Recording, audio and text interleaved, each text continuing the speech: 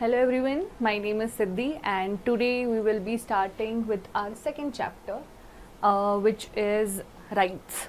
Okay, so ये जो chapter है ये दोनों जो हमारे NCERTs है which is Indian Constitution at Work and Political Theory दोनों में है. इसमें है chapter second and इसमें है chapter fifth.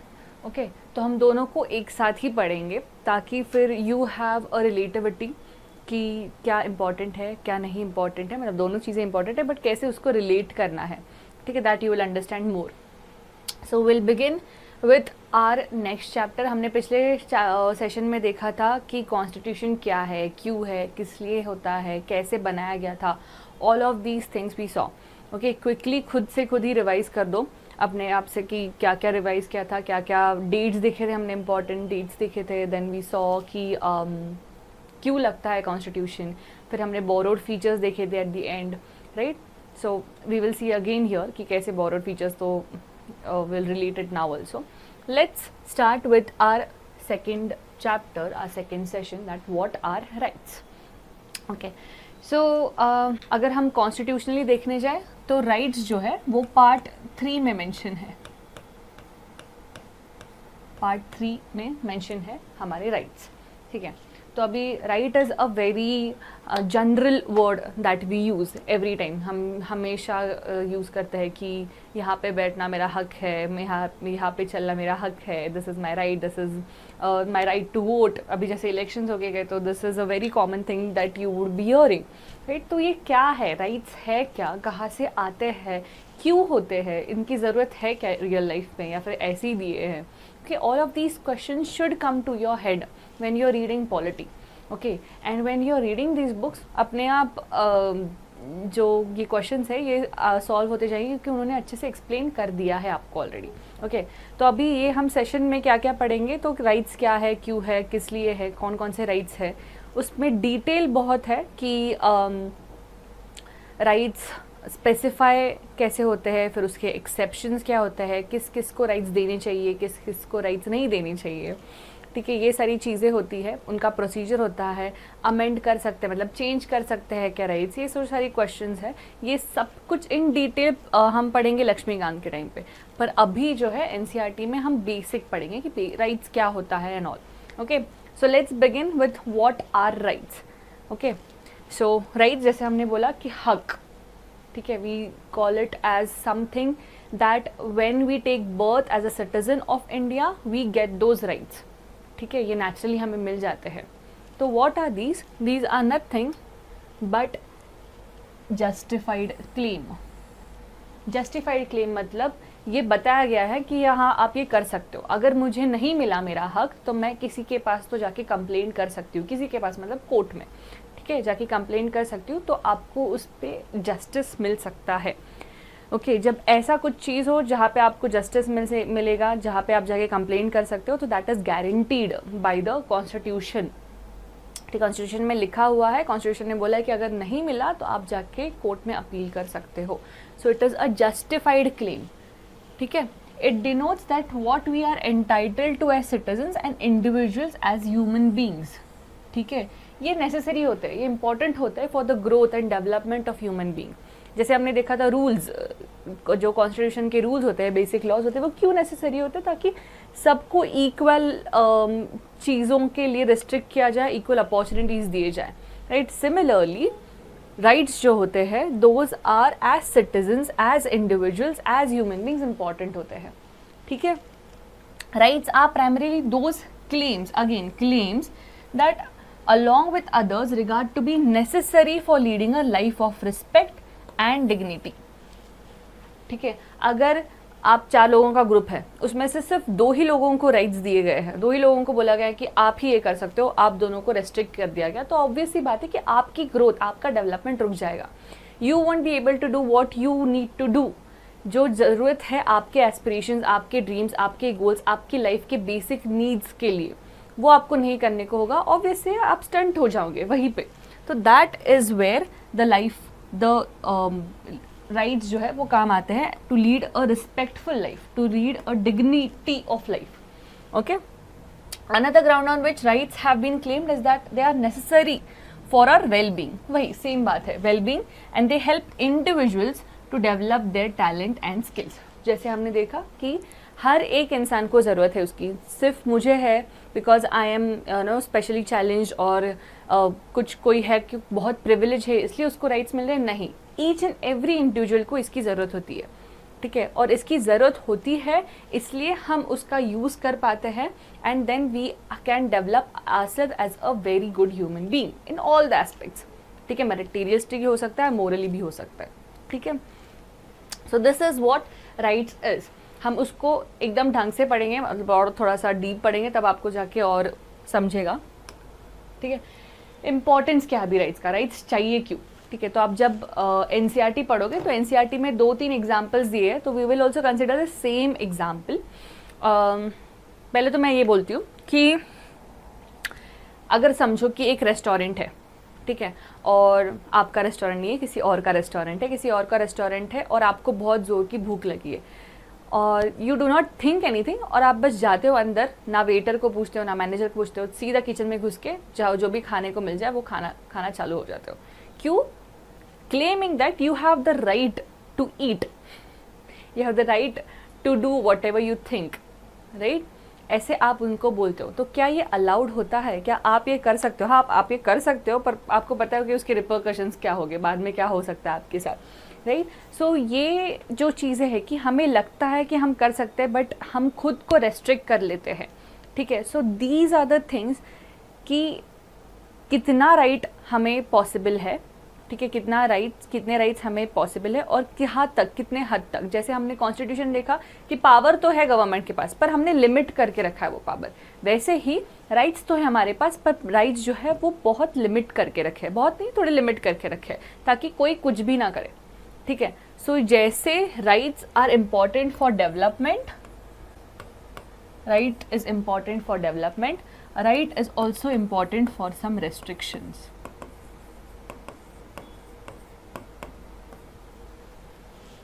ठीक है। Rights are important for well being, तो वो अंडर प्रिविलेज हो, अंडर प्रिविलेज मतलब शायद पुअर हो, उसके पास जो चीज़ें लगती है, बेसिक नीड्स होती है, अगर वो नहीं हो तो भी उसको वो राइट्स मिलते हैं, डज नॉट मैटर कि वो पुअर है या रिच है या कुछ है, ठीक है। जैसे यहाँ पे इम्पोर्टेंस में एनसीईआरटी में उन्होंने 2 एग्जाम्पल्स दिए, एक दिया है उन्होंने एशियन गेम्स का, कि एशियन गेम्स कंडक्ट हुए थे 1982 में, एंड वहाँ के जो कंस्ट्रक्शन के वर्कर्स थे तो उनको बहुत, मतलब उनको रिक्रूट किया गया, काम दिया गया, बहुत ज़्यादा काम दिया गया, बट जो वेजेस थे वो उनको प्रॉपर नहीं मिले, मतलब उनका जो तनख्वाह थी, राइट, वो वेजेस था उनको वो मिला ही नहीं प्रॉपरली। तो अभी दीज पीपल, उनको पता ही नहीं कि हमें जाना कहाँ पे, और ये 1982 का टाइम है, ठीक है, अभी भी ऐसी चीज़ें हमेशा होती है।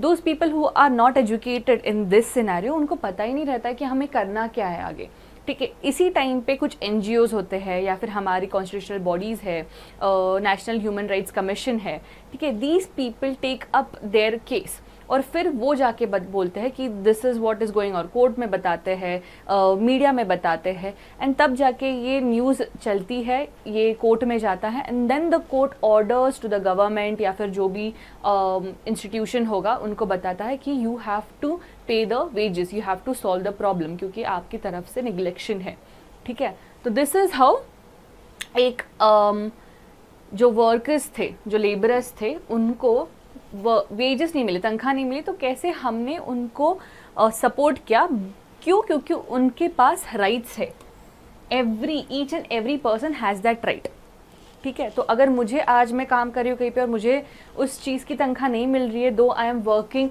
वेरी वेल ऑफ एंड बहुत ज़्यादा काम चल रहा है, पूरा मतलब उनके रूल्स एंड रेगुलेशन फॉलो करके काम कर रही हूँ, फिर भी तनख्वाह नहीं मिल रही, तो even I can go and appeal to a court, ठीक है। So this is how, that is why we need rights, that's the importance of right.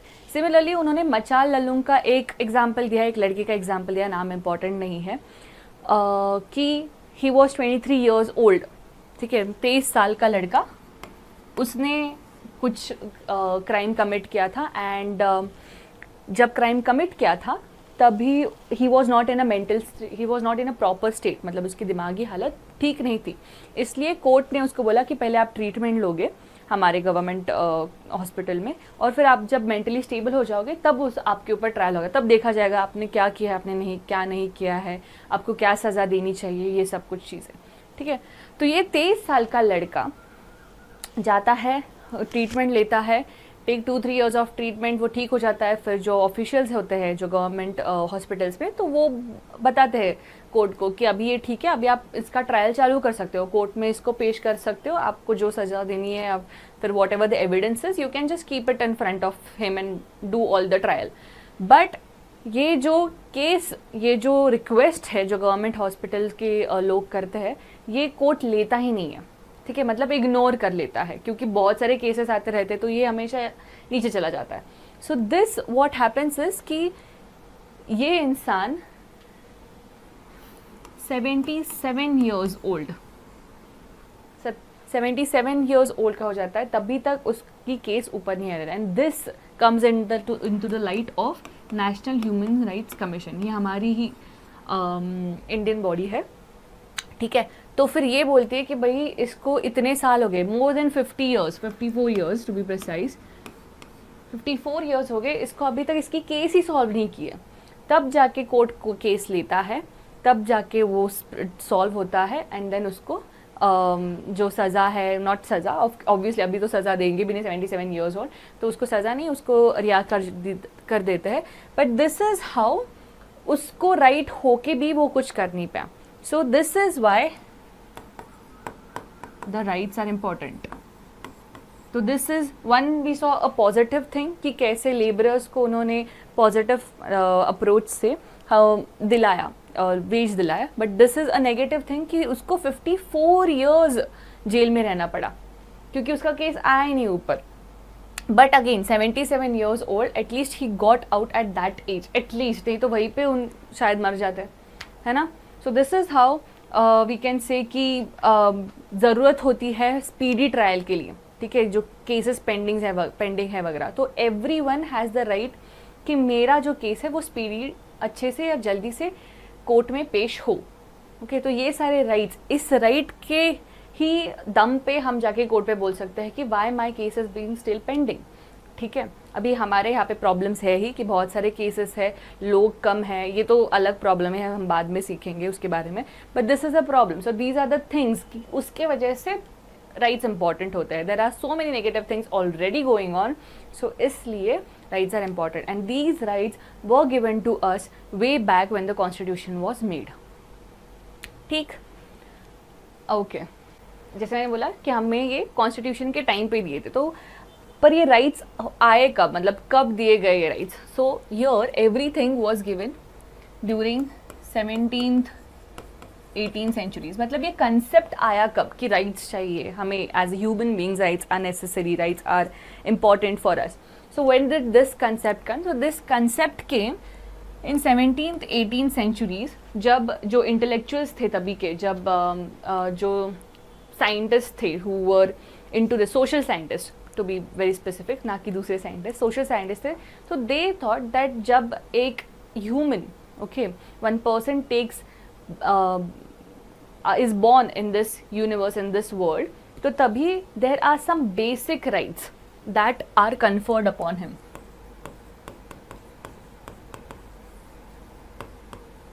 ठीक है, बेसिक राइट्स मिलते हैं, और इनको उन्होंने बोला नेचुरल राइट्स। ये कौन देता है? तो these are by nature, these are by God. Okay, तभी बोला था ये, these are by God, these are by nature. तो ये कौन से थे? Life, liberty and property. These were the rights that they claimed कि तभी होने चाहिए। तब से ये दिमाग में है लोगों के, एंड तब ये फिलोसफी जो थी वो स्प्रेड होने लग गई धीरे धीरे। And then it came to light कि हाँ, सच में दिस राइट्स, ये जो है, ये सिर्फ 3 बेसिक नहीं है, ये बहुत सारे राइट्स है जो होने चाहिए। This was the need of the world. ठीक है, समझ में आ गया? This was a need of the world and therefore rights were introduced. Okay, so अब ये राइट्स जो है हमारे यहाँ पे आए थे, which are known as fundamental rights.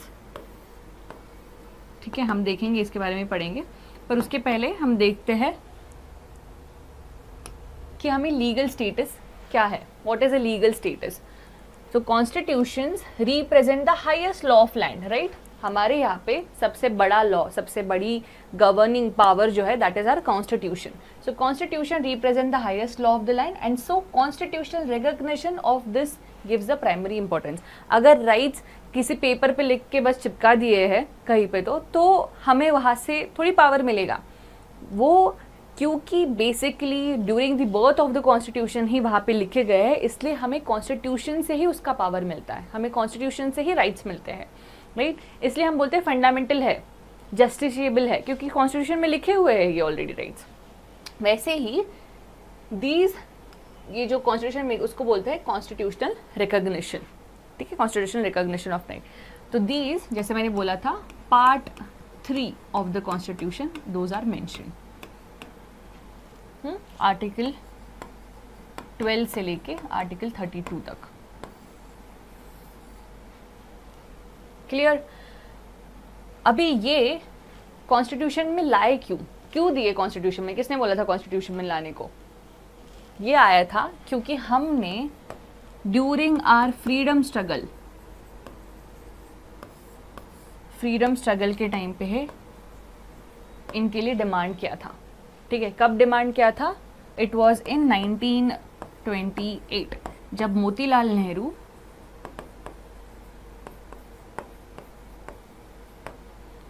Nehru ji जो है उन्होंने उन्होंने ये पेश किया था, उन्होंने ये बोला था कि हमें हमें राइट्स चाहिए, नॉट ऑल द राइट्स जो अभी है, बट कुछ राइट्स चाहिए from the Britishers. Okay, so these were the bill of rights demanded. और तभी कुछ जो इंडिपेंडेंट कंट्रीज थे तभी, so they were having these rights. Okay, so during 1928 Motilal Nehru committee जो फॉर्म हुई थी, जिसमें Motilal Nehru, who is the father of Jawaharlal Nehru, he demanded the bill of rights. Okay, तब से लेके अभी तक, मतलब जब कॉन्स्टिट्यूशन बना तब से लेके अभी तक the freedom fighters were having this in their mind कि हाँ, हमें ज़रूरत है राइट्स की, एंड सो कॉन्स्टिट्यूशन में इम्बाइब हुए थे। कॉन्स्टिट्यूशन का सबसे इम्पॉर्टेंट पार्ट ही फंडामेंटल राइट्स है, ठीक है। आप अगर जब लक्ष्मीकांत की पढ़ोगे तो you will see the fundamental rights is the biggest chapter, parliament is the biggest chapter. So ये जो टॉपिक्स है वो बहुत इंपॉर्टेंट है, बहुत ज़्यादा स्पेसिफिक्स है, और इस पे से हमेशा क्वेश्चन आते हैं, in prelims also, in mains also. So you should also be very careful while reading this topics.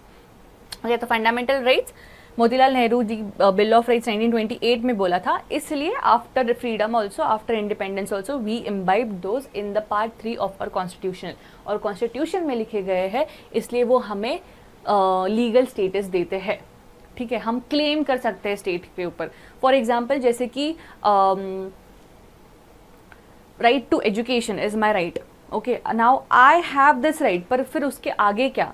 So basically जब हम कुछ राइट मांगते हैं तो दैट मीन्स हम स्टेट से, स्टेट मतलब क्या? गवर्नमेंट से, ठीक है, स्टेट मतलब गवर्नमेंट ऑफ इंडिया, तो गवर्नमेंट से हम मांग रहे हैं कि आप कुछ तो करो उसके लिए, ठीक है। सो व्हेन आई से education is my right, that means state या फिर गवर्नमेंट को कंपल्सरी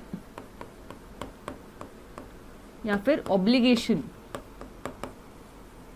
होता है कि वो एजुकेशन का, प्राइमरी एजुकेशन, हाँ, ना कि मुझे एमएस करने ऑस्ट्रेलिया जाना है, यूएस जाना है तो उसका आप कुछ करिए, ऐसे नहीं, प्राइमरी एजुकेशन का वो ख्याल रखे। सो इसलिए गवर्नमेंट स्कूल्स होते हैं, इसलिए गवर्नमेंट स्कॉलरशिप्स होते हैं, ठीक है। Even to go for your further education तभी भी स्कॉलरशिप्स प्रोवाइड करता है अपना गवर्नमेंट, राइट। सो ये जो प्राइमरी एजुकेशन होता है, इसकी जो जिम्मेदारी होती है वो गवर्नमेंट लेता है। इवन प्राइवेट इंस्टीट्यूशन, जैसे हमें पता है कि गवर्नमेंट स्कूल्स भी होते हैं, गवर्नमेंट कॉलेजेस भी होते हैं, बट प्राइवेट स्कूल्स भी होते हैं, प्राइवेट कॉलेजेस भी होते हैं। सिमिलरली मुझे अगर एजुकेशन चाहिए तो मुझे कोई रोक नहीं सकता, because I can go and demand a seat in the government school or a college, okay, government school basically to give the primary education. That is what the right to education means. That is a claim on the state government. Government को करना ही पड़ता है education के लिए, जो हमारे rights है उसको फुलफिल करने के लिए कुछ ना कुछ तो करना पड़े। It is a necessary step, ठीक है। अब इसको हमेशा एक्सेप्शन भी रहता है, ठीक है, वो एक्सेप्शन देखेंगे कि क्या क्या रहता है, बट अभी के लिए फ़िलहाल इतना समझ लो कि राइट्स जो होते हैं वो हमें कॉन्स्टिट्यूशनल रिकॉग्निशन से मिले हैं, हमें दोज आर फंडामेंटल, वो जस्टिफाइड है और लीगल स्टेटस मिला है उसको, और इसलिए स्टेट को कंपलसरी ऑब्लिगेट करना रहता है कुछ ना कुछ तो हमें हमारे राइट्स को कंप्लीट करने में, हमें राइट्स देने के लिए. Okay, clear? So the state should assist or should do the necessary steps to make sure that our rights are accomplished, our rights are fulfilled. Okay? Okay. So let's move to the next thing. What are the kind of rights? ठीक है, अभी बहुत सारे rights हैं हमारे पास, पर collectively they come into some different circles also. ठीक है, तो हम देखते हैं क्या क्या rights रहते हैं. जैसे हो गए civil rights, political rights. ठीक है, political rights मतलब क्या? राइट टू वोट, ये पॉलिटिकल राइट हो गया. Right to contest an election, ये पॉलिटिकल राइट हो गया. So all of these things are known as political right.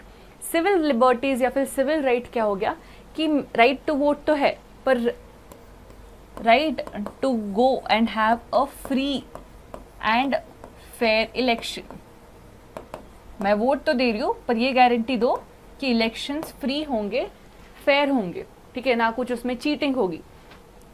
ठीक है, सिविल लिबर्टीज मतलब freedom to express, freedom to protest. ठीक है, ये जो सारी चीज़ें हैं उसको बोलते हैं सिविल लिबर्टीज. ठीक है, पॉलिटिकल राइट्स मतलब right to vote, right to contest an election, all of these thing.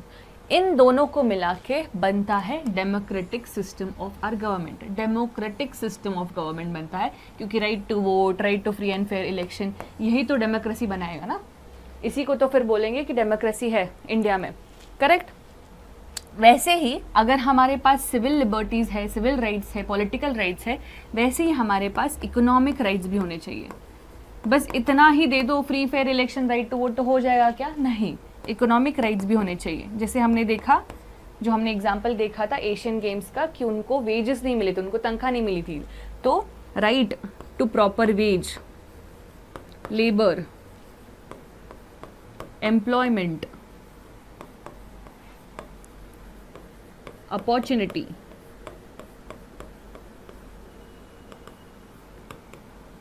ठीक है, ये जो सारी चीज़ें हैं उनको बोलते हैं इकोनॉमिक राइट्स. अभी इकोनॉमिक राइट्स हो गया, पॉलिटिकल राइट्स हो गया, सिविल लिबर्टीज़ हो गया. अभी इससे घर पे तो बैठ के कुछ कर नहीं सकते. ठीक है, घर पे आएंगे तो मन शांति कुछ तो लगेगा, कुछ फेस्टिवल्स लगेगा तो छुट्टी लगेगी. तो all of these things to practise, right, तो उसको बोलते हैं कल्चरल राइट्स. ये हमारे पर्सनल राइट्स हो गए कि घर पे पूजा पाठ रख सकती हूँ, कुछ भी कर सकती हूँ, एनीथिंग सच लाइक दिस. तो जो कल्चरल क्लेम्स होते हैं, कल्चरल राइट्स होते हैं, इवन दोज. सो ये जो सारे टाइप्स है, economic, political, civil, social, cultural rights, इन सब को मिला के there are number of fundamental rights that the government of India और the constitution of India has given अस.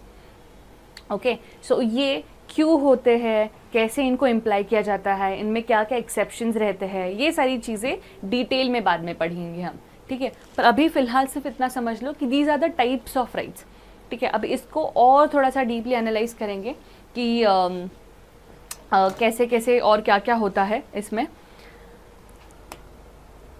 ठीक है, coming to our main topic which is the fundamental rights in Indian constitution. Fundamental rights, अभी इनको fundamental क्यों बोला जाता है? क्योंकि ये सबसे इम्पॉर्टेंट होते हैं, सबसे प्रिंसिपल होते हैं. ठीक है, फॉर एनीथिंग, फॉर एवरी, जैसे again for well being and development of a human being, these are fundamental, these are listed in the constitution. कि ये कुछ भी करो, इनको चेंज नहीं कर सकोगे आप. ठीक है, अगर आपको इनको चेंज करना है थोड़ा सा भी, तो आपको अमेंड करना पड़ेगा पूरा कॉन्स्टिट्यूशन, ना कि छोटा सा कुछ तो चेंज कर ला के हो जाएगा. तो इसके लिए ये जो फंडामेंटल राइट है, अगर इसको थोड़ा भी चेंज करना है आपको, तो आपको पूरा कॉन्स्टिट्यूशन अमेंड करना पड़ेगा. And this is a big process. So these are fundamental. Okay, plus these are the basic structure. मतलब सुप्रीम कोर्ट ने बोला है कि फंडामेंटल राइट्स जो है वो बेसिक स्ट्रक्चर है. तो बेसिक स्ट्रक्चर को अगर आप मतलब गवर्नमेंट अगर थोड़ा भी चेंज करना जाए, तो the whole country will watch out कि क्या कर रहे हैं, कैसे कर रहे हैं, इससे क्या क्या नेगेटिव हो सकता है, क्या पॉजिटिव हो सकता है. And if anyone, if a group of people opposes it, then it becomes a very big deal out of it. ठीक है, तो fundamental rights, the word itself suggests that these rights are so important कि constitution ने खुद उसको list किया है separately list किया है। पार्ट 3 सिर्फ राइट्स के लिए बनाया गया है and made provisions for the protection and protection also from the government itself. Government को भी बोला कि आप कुछ कर ही नहीं सकते, आपको अमेंड करना पड़ेगा पूरा कॉन्स्टिट्यूशन, ठीक है। अगर आपने कुछ किया तो सुप्रीम कोर्ट वहाँ पे बैठा है, सुप्रीम कोर्ट देखेगा, सुप्रीम कोर्ट नहीं देख रहा तो लोग बैठे हैं, लोग देखेंगे, ठीक है। तो ये सारी चीज़ें हैं जो कॉन्स्टिट्यूशन ने खुद दिया है, तो गारंटी कर दिया है कि राइट्स को कोई हाथ नहीं लगाया, आपकी राइट्स आपके साथ सेफ है, ठीक है। तो this is why the fundamental rights are so important and so it has been listed into another chapter only, okay. तो हम ये राइट्स देखेंगे कि क्या है, कैसे है, कौन कौन से हैं, ठीक। So we won't go into details, जितने राइट्स आपके एनसीईआरटीज़ में मैंशनड है वो ही हम थोड़ा देखेंगे and will make sure that you understand at least the basic या फिर importance of that particular right, ठीक है। जो बहुत ज़्यादा डिटेल में वो बाद में पढ़ेंगे हम, but yes, coming to this, these are the fundamental rights, ठीक है। Right to equality, right to freedom, right against exploitation, right of freedom to religion, cultural educational rights and right to constitutional remedies. ये शब्द बहुत भारी लगेंगे अभी, but ठीक है, समझा देंगे हम, ओके। अभी राइट टू इक्वालिटी, जैसे मैंने बोला कि पार्ट 3 में दिया गया है, पार्ट 1, पार्ट 2, पार्ट 3 ये कुछ नहीं है, मतलब कॉन्स्टिट्यूशन बहुत बड़ा है हमारा, बहुत लंबा है, इसलिए सफिस्टिकेट करने को, उसको अच्छे से ऑर्गेनाइज करने को पार्ट 1, पार्ट 2, पार्ट 3, पार्ट 4 ऐसे डिवाइड कर दिया गया है, ठीक है। उसमें अलग अलग आर्टिकल्स आते हैं, जैसे आर्टिकल 1, 2, 3 ये पार्ट 1 में जाएगा, आर्टिकल ऐसे, ठीक है। तो ये जो पार्ट 3 है ये पूरा फंडामेंटल राइट्स के लिए है, एकदम सेपरेट, ठीक है। कि आपको कुछ देखना तो पार्ट 3 ओपन करके देख लो। और इसमें जो आर्टिकल्स हैं, article 12 to article 32, everything is about this fundamental rights, ठीक है। तो हम देखेंगे ये फंडामेंटल राइट्स कहाँ पे स्पेसिफाई किए हुए। So first is the right to equality, बहुत basic right is right to equality. So article 14 to article 18, these rights are right to equality, ठीक है, समानता। I don't know all the Hindi words for these rights, पर जितना है तो उतना मैं बताऊंगी, ठीक है। राइट टू फ्रीडम, स्वतंत्र, ये है 19 टू 22, आर्टिकल नंबर 19 टू 22। अभी ये इंपॉर्टेंट क्यों है, क्योंकि ऐसे ही क्वेश्चन आते हैं डायरेक्टली कि आर्टिकल 19 स्पेसिफाइज व्हाट, और चार पांच वो चार ऑप्शंस दे डालते हैं, ठीक है। अभी ये इजी तो है रिमेंबर करने के लिए, पर कभी कभी कंफ्यूजन हो जाता है, ठीक है। तो इसलिए मेक श्योर कि ये बहुत बेसिक है, ये इतना तो आना ही चाहिए। प्लस आप जब भी आंसर्स लिखोगे मेंस में तो यू कैन जस्ट, अगर कुछ एग्जांपल डाले तो बोल सकते हो कि दिस रिजेंबल्स आर्टिकल 19, ठीक है, ऐसा कुछ लिख सकते हो। तो yes, because of that this is important, okay. So yes, article 19 to 22। फिर है अपना right against exploitation which is 23 and 24, ठीक है। Then it's right to freedom of religion. This is from 25 to 28, मतलब 25, 26, 27, 28, ठीक है। कल्चरल और एजुकेशन राइट्स हैं हमारे 29 और 30, ठीक है, 29 और 30। And right to constitutional remedies, this is the last but not the least, this is the most important actually, right to constitutional remedies, which is article 32, clear, ठीक है। 14 to 18, 19 to 22, 23, 24, 25 to 28, 29, 30 and this is 32, okay। so ऐसे करके total हमारे पास इतने सारे rights हैं। हम एक एक करके देखेंगे कि क्या क्या है इन राइट्स में, कैसे कैसे होते हैं ये राइट्स, और एग्जाम्पल्स भी देखेंगे, okay. So the first of everything is right to equality, right of equality। अभी right of equality क्या है, अगर आप जैसे आप पढ़ ही रहे हो तो ही बहुत easy लगता है कि अच्छा equality मिले, ये तो preamble में भी mention है, equality of status and opportunity, this has been mentioned in the preamble as well। so इतना important है equality कि सबको लॉ जो है वो समानता से देखे और सबके लिए लॉ जो है वो समान ही हो, इक्वल ही हो, everyone should be treated as an equal, okay। So yes, right to equality strives to make India a true democracy by ensuring a sense of equality of dignity and status among all of its citizens. Now this is a very heavy sentence, I can understand, but कोई बात नहीं, हम समझाएंगे और अच्छे से. Okay, मतलब क्या है कि हमें अगर इक्वालिटी हो तो ऑब्वियसली बात है सेल्फ रिस्पेक्ट, डिग्निटी, ये सारी चीज़ें खुद मिल जाती हैं. ठीक है, तुम्हें बैठने की इजाज़त है, मुझे भी बैठने की इजाज़त होनी चाहिए. Okay, if you can walk on the street, I can also walk on the street, I can also walk on the road. If you have the right, even I have the right. ये होता है equality. ठीक है, तुम्हें same marks मिले हैं, मुझे भी सेम मार्क्स मिले हैं. If you get the appreciation, I should also get the appreciation. This is the right. Okay. तो ये सारे राइट्स जो होते हैं, this gives you एक सेंस ऑफ इक्वालिटी, एक sense of protection in your own society and dignity and status among all of its citizen. Okay, article 14, 15, 16, 17, 18, ये जो हमने देखा था कि राइट टू इक्वालिटी 14 to 18 सारे आर्टिकल्स है उसमें, तो हम देखेंगे कि क्या क्या है. पहला article 14 is equality before law, equal protection of law. ठीक है, मतलब लॉ के सामने सब लोग समान हैं.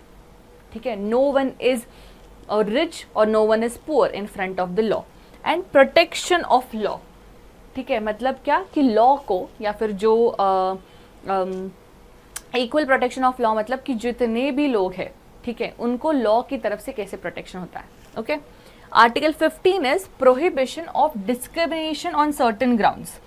ठीक है, आपका जन्म वहाँ पे हुआ है इसलिए आपको अलग ट्रीटमेंट. ठीक है, आपका रिलीजन ये है इसलिए आपको अलग ट्रीटमेंट.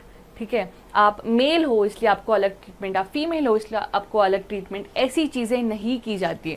सो डिस्क्रिमिनेशन किसी ग्राउंड पे नहीं करना is also right to equality.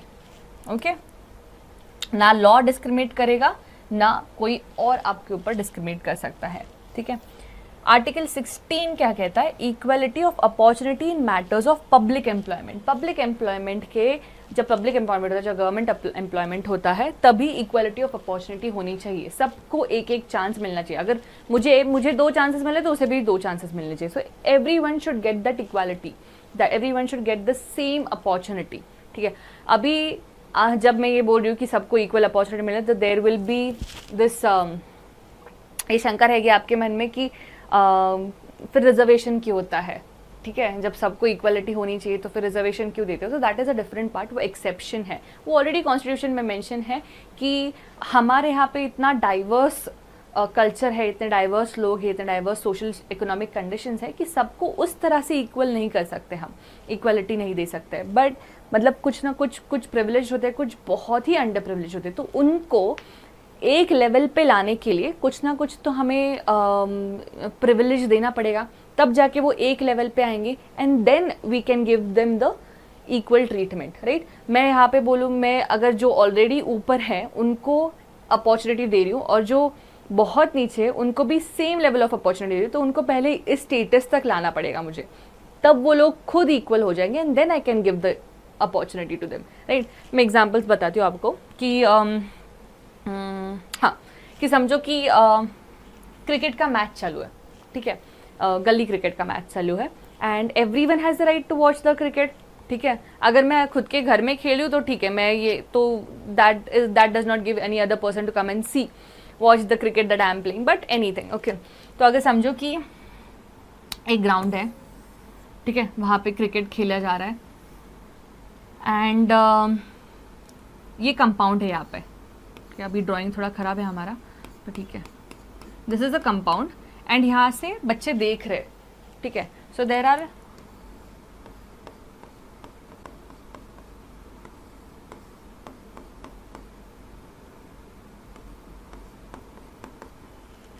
There are 4 individuals जो कंपाउंड के तरफ से जाके देख रहे. ठीक है, तो अभी everyone has this right to go and watch the cricket. ठीक है, ये गवर्नमेंट ने समझो स्पॉन्सर करके रखा है और सब लोग देख रहे हैं, तो anyone can just go and watch this cricket. But ये जो कंपाउंड है वो बहुत ऊंचा है. जो कंपाउंड मतलब जहाँ से बाउंड्री जो है वो बहुत ऊंची है. तो ये जो इंसान है, विल नेम इट ABCD. ठीक है, जो C वाला है, जो C है, तो उसको देख रहा है क्योंकि उसकी हाइट बहुत बड़ी है, उसकी हाइट लंबी है, इसलिए उसको दिख रहा है. ठीक है, now because C can see, तो A क्या कर रहा है, A थोड़ा सा अपना पैर जो है वो उठा रहा है और फिर उसको दिख रहा है, ठीक है, मतलब वो ट्राई कर रहा है, उसको दिख रहा है। बट बी और डी के पास ऐसे कुछ साधन नहीं है, वो जितना भी ट्राई करे उसको उनको नहीं दिखाई दे रहा है। ओके, तो अभी ये क्या करेंगे, एक तो वो मदद मांग सकते हैं कि वो हमें उठाओ, पर ये भी नहीं कर सकते, ठीक है, अभी वो केस नहीं है, तो विल सी। तो what me as an individual, अभी मैं, if I am the government, if I have kept this match, ठीक है, और मुझे पता है कि लोगों को देखना है सबको, बट इन दोनों को नहीं आ रहा है देखने को, तो मैं क्या करूंगी, मैं इसको एक स्टूल दूंगी और इसको भी एक स्टूल दूंगी, ठीक है। अभी इन दोनों में बी और डी में डी की हाइट थोड़ी बड़ी है डी से, तो ऑब्वियसली मैं उसको इतना स्टूल दूंगी कि उसको ये जो, फॉर एग्जाम्पल ये कंपाउंड है समझ लो,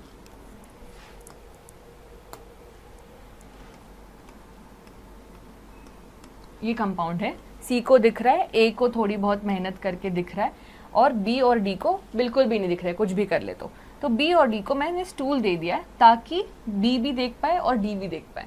अभी बी को मुझे थोड़ा बड़ा और लंबा स्टूल देना पड़ेगा, right, so I am giving him this big stool, ठीक है, और जो ये छोटा स्टूल है मैं ये डी को दे रही हूँ और ये बी के लिए दे रही हूँ, ठीक है। अभी मैं इनको देने के बाद ये जो सारे लोग हैं ये देख पा रहे हैं, ठीक है, चलो ए को भी दे दिया मैंने छोटा सा स्टूल, तो इवन ए कैन सी। अभी क्या है, अभी उनको मैंने इक्वल अपॉर्चुनिटी दे दिया है, ठीक है, मैंने एक ही लेवल पे ला के रखा है उनको, अब वो देख सकते हैं। अब इसके बाद वो जो एनालिसिस करेंगे उससे वो कुछ सीखेंगे, उससे वो कुछ नहीं सीखेंगे, ये उनकी बात हो गई, ये अगली बात हो गई। ओके, इसके ऊपर मैं कुछ नहीं कर सकती, but I have given them the equal opportunity. Okay, this is what equality is. Okay, but मैंने ये भी देखा कि इनके पास एक लेवल को लाना पड़ा बी और डी को मुझे, तो इसलिए मुझे उनको पता है कि मुझे कुछ ना कुछ तो प्रिविलेजेस देने पड़ेंगे क्योंकि वो ऑलरेडी अंडर प्रिविलेज्ड है, ठीक है, इसलिए होते हैं रिजर्वेशंस। समझ में आ रहा है, इसलिए हम रिजर्वेशंस देते हैं क्योंकि ये ऑलरेडी ही सोशली और इकोनॉमिकली बैकवर्ड होते हैं, तो बिकॉज दैट उनको हमें ऊपर तक लाना है और फिर जाके सब लोग इक्वल हो गए और तभी इक्वालिटी आएगी ना, नहीं तो कैसे आएगी, नहीं तो कैसे हम सारे प्रोविजंस एक साथ जैसे करके रखेंगे। इसलिए अपॉर्चुनिटीज इक्वल होंगे जब हम सबको इक्वलिटी पिलाएंगे। तो ये सी जो है वो कंप्लेंट नहीं कर सकता मुझे भी स्टूल दो, और तुम्हें तो दिख रहा है ना मैच, तुम्हें स्टूल की जरूरत क्या है, जिनको नहीं दिख रहा है उनको स्टूल दिख रहा है, मोटिव क्या है, मैच देखना, थोड़ा सा बस स्टूल दे दिया, बस इतना ही काम करते हैं। तो यही होता है, रिजर्वेशन हम देते हैं क्योंकि हमको सबको एक लेवल पे लाना है।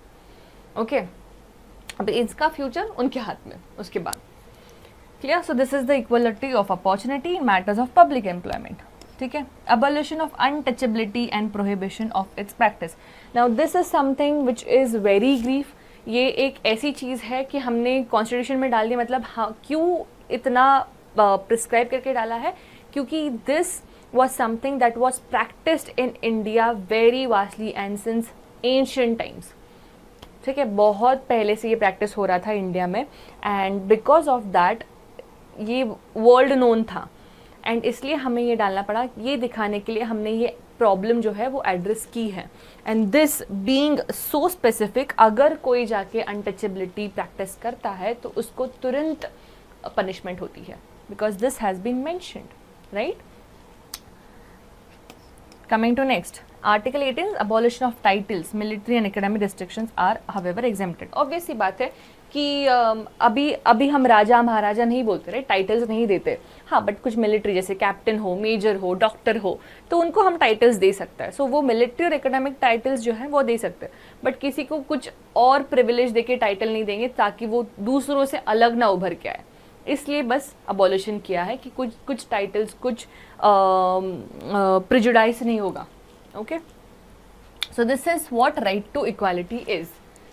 ओके, उसमें ये सारे आर्टिकल 14, 15, 16, 17, 18 ये 5 राइट्स है। इसको अलग अलग एक्सेप्शंस है, इसको जैसे हमने रिजर्वेशन का देखा, ठीक है, उसमें खुद 16(4) में खुद दिया हुआ है, आर्टिकल 16(4) में खुद दिया गया है कि दो हम बोलते हैं अपॉर्चुनिटी इक्वल होनी चाहिए, बट सबको इक्वल लेवल पे लाने के लिए स्टेट जो है, गवर्नमेंट जो है, वो कुछ ना कुछ स्टेप्स ले सकता है फॉर द अंडर प्रिविलेज, तो वो रिजर्वेशन दे सकता है, ये सारी चीज़ें कर सकता है, ठीक है। इसलिए जो you know reservation on all these things are not unconstitutional, these are granted by the constitution itself, ये हमारा लॉ खुद कहता है, इसलिए those are valid. Okay.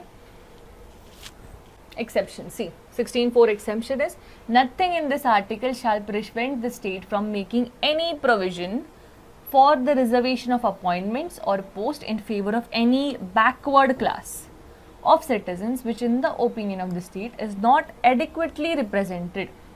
Adequately represented नहीं, मतलब हाइट कम है, अभी एडिक्वेटली वो रिप्रेजेंटेड नहीं है in the services under the state. तो कोई भी लॉ जो है या फिर कोई भी इंसान जो है वो कल जाके नहीं बोल सकता कि मेरा हक है, आप रिजर्वेशन नहीं दे सकते. ठीक है, ये ऑलरेडी मेंशन्ड है कि वो इंसान डिजर्व करता है क्योंकि वो उसका एडिक्वेटली रिप्रेजेंटेशन नहीं है इन द इंडियन स्टेट. ओके तो इसलिए स्टेट कुछ ना कुछ ऐसे प्रोविजंस ला सकता है जैसे कि रिजर्वेशन हो गया in the post in favour of backward classes. ठीक है, ऐसे नहीं कि प्रिविलेज्ड है, बहुत रिच है, फिर भी मैंने जाके उनको रिजर्वेशन दे दिया, नहीं, बैकवर्ड क्लासेस. ओके तो वो सोशली बैकवर्ड हो सकते हैं, वो इकोनॉमिकली बैकवर्ड हो सकते हैं, एनीथिंग लाइक दैट.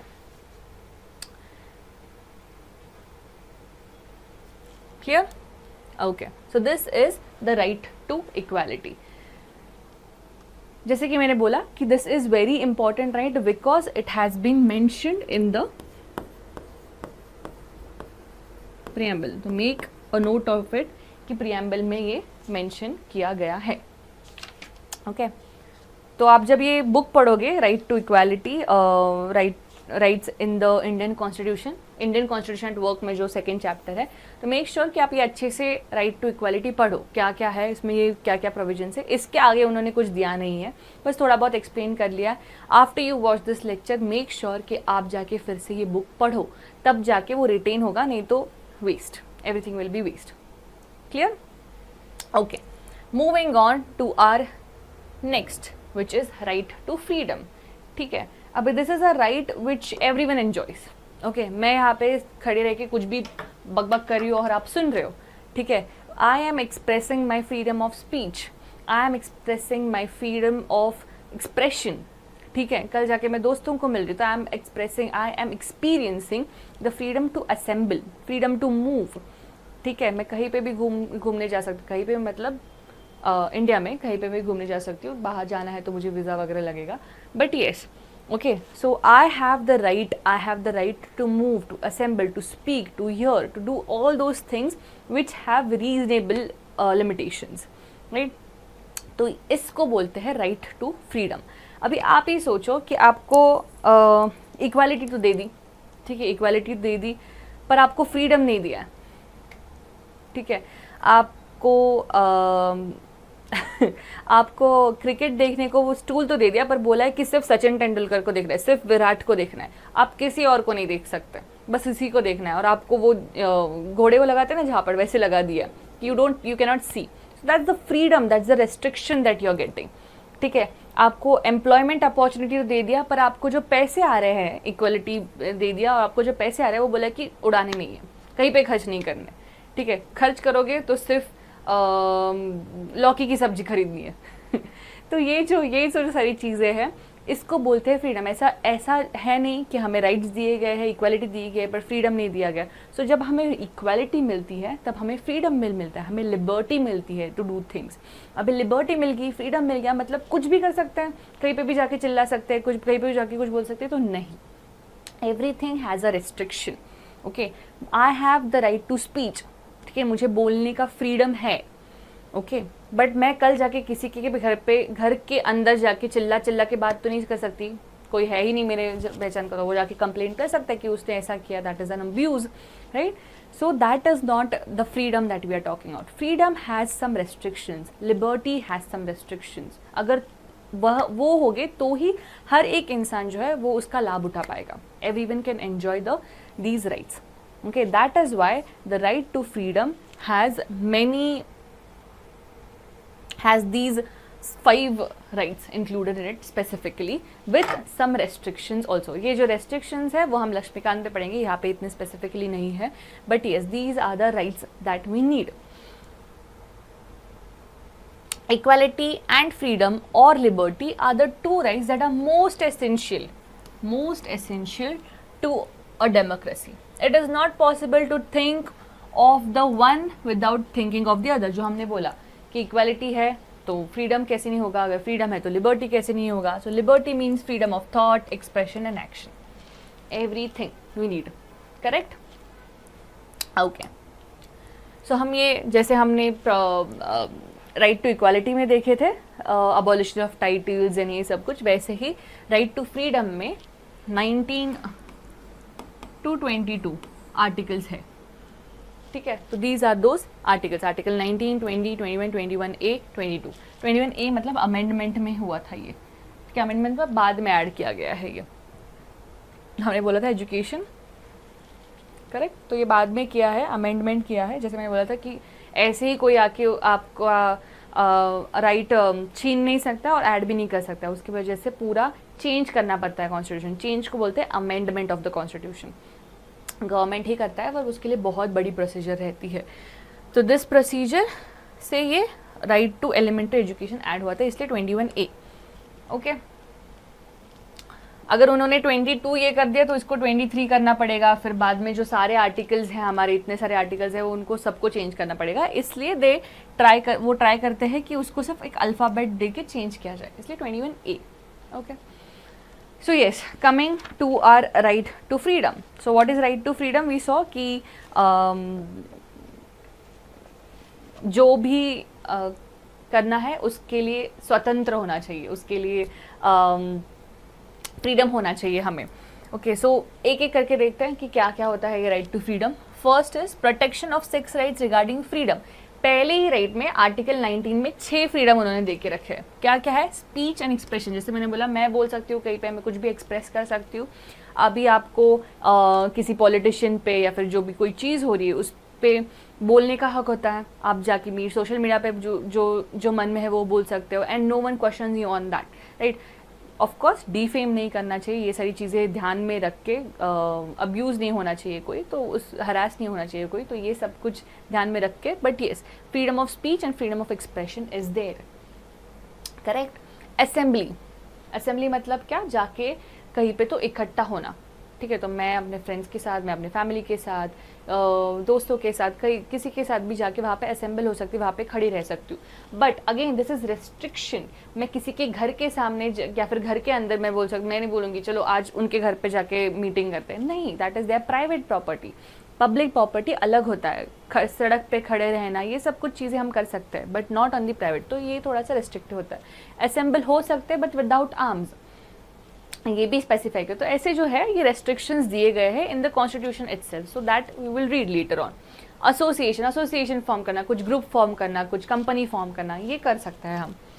मूवमेंट, जैसे कि to move from one place to another, मैं पुणे से मैं मुंबई जा सकती हूँ, मैं मुंबई से बिहार जा सकती हूँ, बिहार से मैं केरला जा सकती हूँ, anywhere that I want to go I can go, okay? So that's the freedom that I gate.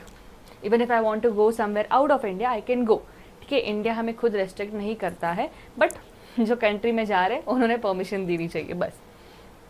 Residence, कहीं पे भी रिसाइड कर सकते हो, कोई स्टेट आपको बोलते नहीं कि यहाँ पे आके रहना नहीं है, राइट? प्रोफेशन, कुछ भी प्रोफेशन, मैं आज डॉक्टर हूँ तो कल मैं इंजीनियर भी बन सकती हूँ, पढ़ाई करोगे तो, but then I can try or do any profession that I want, and no government or no state can restrict you from doing this. So ये आपका फ्रीडम होता है। Aren't these important to live your life? यही तो करते हो आप, जो बोलना है वो बोलते हो, जहाँ पे जाना है वहाँ पे जाते हो, जिनसे मिलना है वहाँ से मिलते हो, जो करना है वो करते हो, जो करियर डिसाइड करना है वो करते हो। अगर यही चीज़ें नहीं होगी आपकी लाइफ में तो आप ही सोचो कि it would be so meaningless. So this is very important, fundamental rights are very important to live your own life, even a simple life जीने के लिए ये जो राइट्स है वो बहुत इंपॉर्टेंट होते हैं, okay? Next, protection in respect of conviction for offence. Conviction of offences मतलब कि हमारे यहाँ पे मतलब अगर कुछ क्राइम किया है, ठीक है, तो उससे रिलेटेड जो कुछ भी बाद में चीज़ें होती है, जैसे अगर कुछ क्राइम किया हो और आपके ऊपर शक है तो आके आपको अरेस्ट कर लेते हैं, तो अरेस्ट करते टाइम पे आई शुड नो कि मुझे अरेस्ट क्यों किया जा रहा है, ठीक है? सो हाँ, आपने मूवीज़ में देखा होगा कि अरेस्ट वारंट के लिए पूछते हैं हमेशा, तो आई शुड नो कि वारंट क्या है, किस बेसिस पे मुझे अरेस्ट किया जा रहा है। उसके बाद अगर किया जा रहा है तो even I have the right कि मैं अपने लिए खुद के लिए एक वकील अपॉइंट करूँ, एक एडवोकेट अपॉइंट करूँ, सो आई हैव दैट राइट। ठीक है, तो ये जो सारी चीज़ें हैं कन्विक्शन फॉर ऑफेंसेस में प्रोटेक्शन, मतलब ऑफेंस क्या है फिर भी उस कन्विक्शन में, उस ट्रायल के दौरान जो प्रोटेक्शन हमें मिलता है वो सारी चीज़ें। So coming to our next provision which is protection in respect of conviction for offences.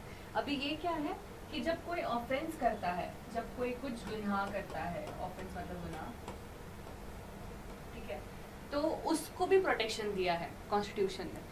तो एक चीज़ तो है कि first of all any person who has been accused he is innocent until proven guilty, मतलब उसको बस उस पर गुनाह है या उसके वो एक ऑफेंस है, तो इसके लिए अभी तक प्रूफ भी नहीं हुआ इसलिए उसको गुनहगार बोल दिया जाए, ये गलत है। ठीक है, तो ये दोनों आर्टिकल्स उसको सपोर्ट करते हैं कि जब तक उसके ऊपर का जो केस है या फिर जो भी ऑफेंस दिया गया है, जब तक वो प्रूव नहीं होता है तब तक वो गिल्टी है। ठीक है, ओके।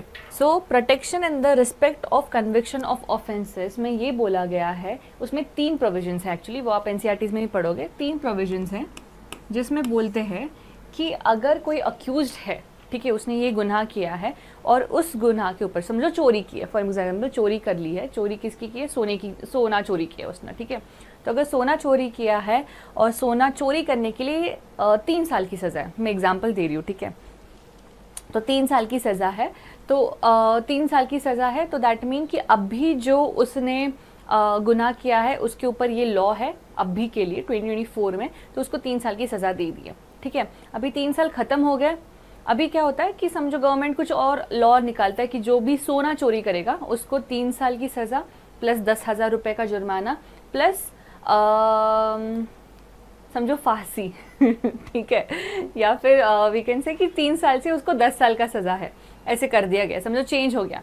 तो अभी उसको he has completed his 3 years of imprisonment, तो अभी उसको वापस नहीं बुलाएंगे कि अरे उसको वापस पकड़ के लाओ, उसने चोरी की थी, उसको अभी 10 साल का इम्प्रिजनमेंट दो, उसको जेल में डालो प्लस उसको 10,000 भी भरे दो। नहीं, उसने जब वो क्राइम किया रहता है तब जो लॉ होता है उसके ऊपर, उस हिसाब से उसको पनिशमेंट मिलता है। ठीक है, अब हो गया है 10 साल हो गए उसको, अभी और नया लॉ आ गया इसलिए उसको वापस पकड़ के लाओ, उसको अलग अलग पनिशमेंट दो, नहीं, ऐसा नहीं होता है। So this is known as the protection of conviction for offences. जो जिन्होंने गुनाह किया उनके लिए भी प्रोटेक्शन होता है, सबके लिए प्रोटेक्शन होगा। Okay, India is a very soft country okay, तभी तो थी एटलीस्ट कि इतना सबके लिए सोच के रखा था हमने। ओके, तो इसको बोलते हैं कि डबल जियो पार्टी नहीं होगा। ठीक है, डबल जियो पार्टी नहीं, बैक डेट में जाके one can not restrict anyone कि अच्छा चलो आपको ये लॉ बदल गया है तो आपको इसके ऊपर भी सज़ा मिलेगी, ऐसा नहीं होता है। ठीक है, एंड दूसरी चीज़ कि एक ही ऑफेंस के लिए आपको 2 बार पनिशमेंट नहीं मिलेगी। 2 बार पनिशमेंट नहीं मिलेगी मतलब कि मेरा मन कर रहा है इसलिए आपको यही ऑफेंस के लिए ये भी पनिशमेंट दी जा रही है और दूसरी और एक पनिशमेंट दी जा रही है। ठीक है, नहीं, जो लॉ बोलता है कि एक गुनाह के लिए ये पनिशमेंट है बस, और 2 बार तो नहीं, मतलब 3 साल कंप्लीट होने के बाद वापस नहीं बोलेंगे और 3 साल करो।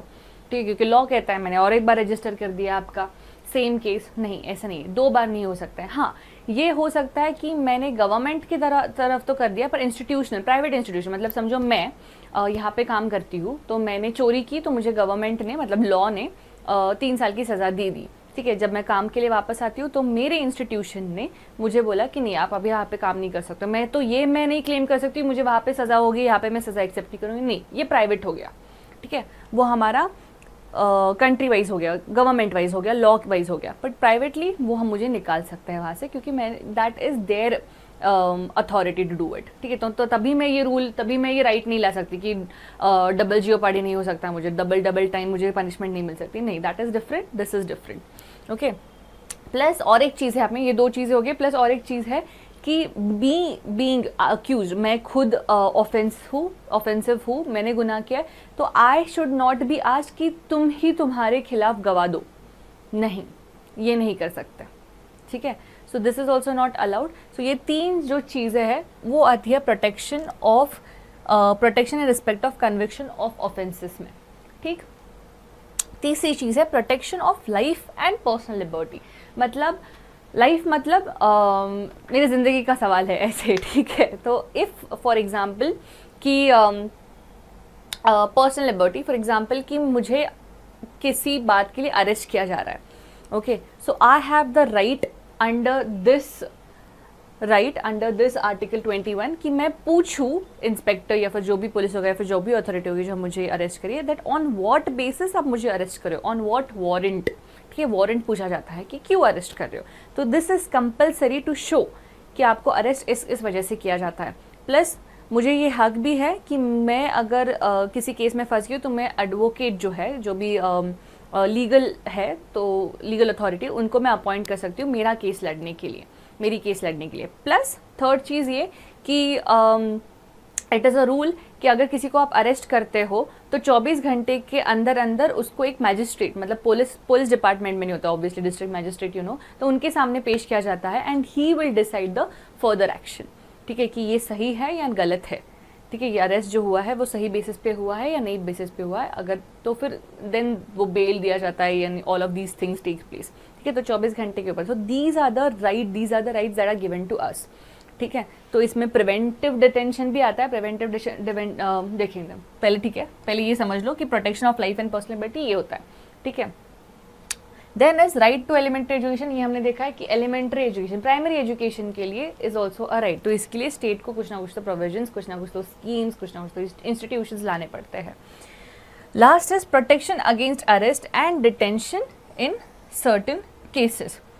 Protection against arrest and detention in certain cases, again this is also the same कि जब अरेस्ट होता है या फिर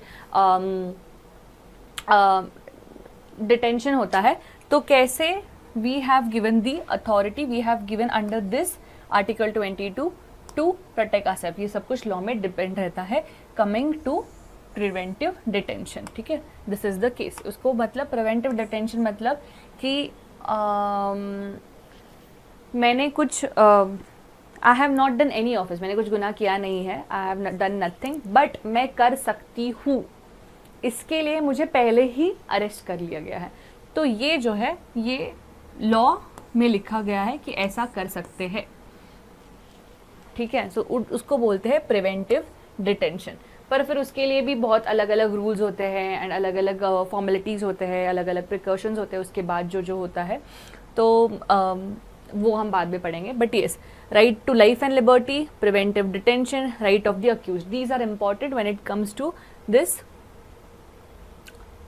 राइट टू फ्रीडम, ठीक है। सबसे इम्पॉर्टेंट है ये 6 राइट्स, इसको अच्छे से याद कर लो। फिर आता है लाइफ एंड पर्सनल लिबर्टी, फिर conviction of offences and this detention, prevent and detention in certain cases, okay.